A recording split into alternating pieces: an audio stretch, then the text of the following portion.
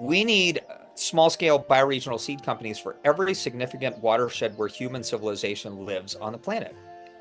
We actually need thousands and probably you might say millions at the small scale of nurseries all around the world. Every area that needs restoration in Kenya or in the Midwest or here in Washington, it all needs nurseries. Interesting points from Don Tipping and Skeeter Pilarski. What do you think? Do you have a little seed germinating inside of your soul that is telling you, that is whispering to you, hey, maybe I should start a perennial useful plant nursery, aka a permaculture nursery? You can focus more on seeds or you can focus more on plants, but really the key is accumulating a very interesting palette of plants that maybe are a little bit off the beaten path, but are soon to be future stars of the plant world, and show them and share them and teach your bioregion all about how to use these amazing plants.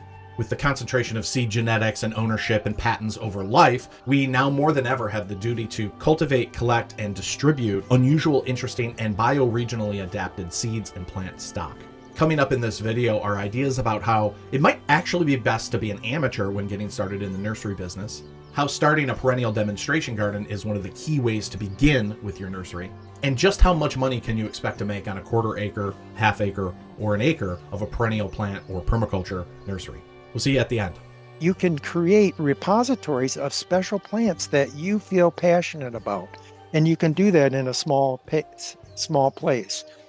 And you do need to have patience and understand, plants a little bit, but it's best if you know nothing about plant breeding, because I found that people who enjoy plants, who love plants, they seem to make more progress in the development of the plants. They're more in tune with something going on. They're very interested in that. They may not talk to a lot of people and tell them about what they do. It's a very personal thing. And I've really enjoyed meeting a lot of plant breeders because and nursery people as well, because many of them had other jobs that they were doing, especially the small nurseries. And some of them were ministers, some of them worked for the car companies, some of them were engineers, some of them were um, multimillionaires and had manufacturing companies. And there's many people that want to have a nursery. There really is.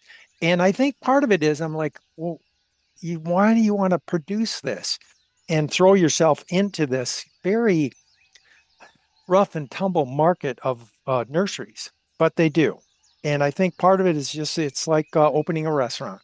You know that there's going to be the Paneras of the world, there's going to be the McDonald's, but you feel you can make something really delicious and offer it to people in some way. And nurseries are very much like that. Do it on a really small scale. You can do it on any scale. So, it's a great hobby, and then you can make a little extra money on the side, or you can sort of expand as you're able to.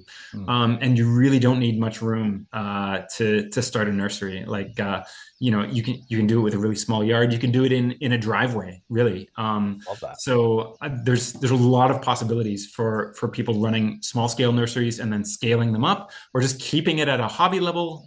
There's every kind of scale is available to people. It's one of the most low skill, high impact things that we can do as individuals or as a community to leverage food access, reduce carbon footprints, build resilience with relatively huge impact.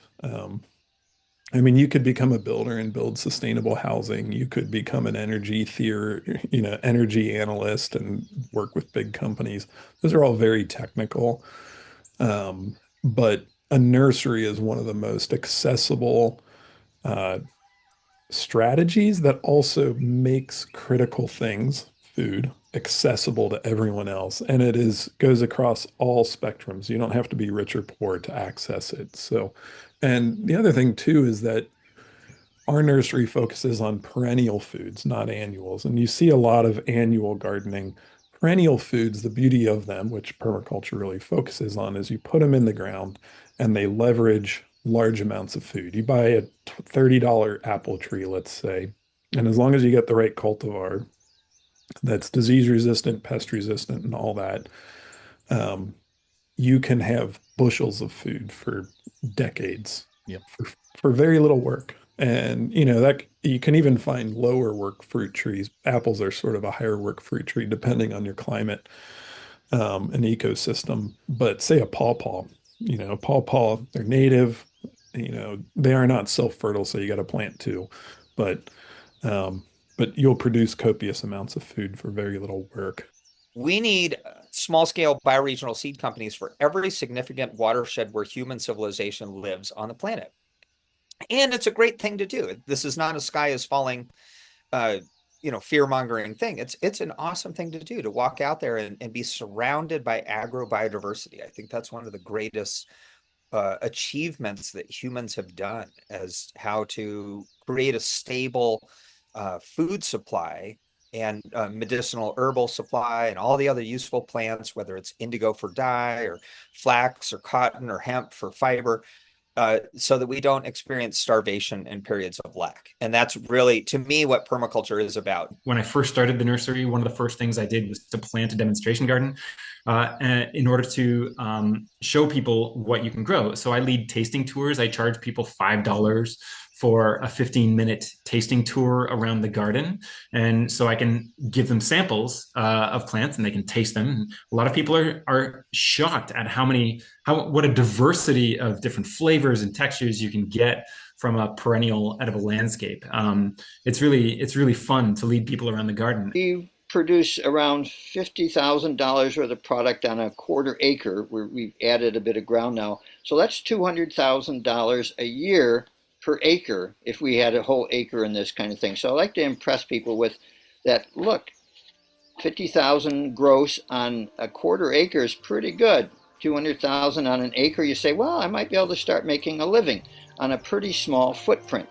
Hey, thanks for sticking all the way to the end of the video. I hope you found some inspiration. I certainly did. Every single speaker that you just heard from in this clipped video can actually be found on a course all about helping you start and succeed at creating your own perennial plant nursery. Here at the Permaculture Institute of North America, or PINA, we are deeply committed to helping people start and succeed at creating these thousands of perennial plant nurseries across the bioregions of North America and beyond. If you're interested in hearing the full presentations from all of these speakers, plus about a dozen more, head on over to pina.in/courses to check out the Permaculture Nursery Builder course. And as always, remember, keep designing for abundance, and we'll see you in the next video.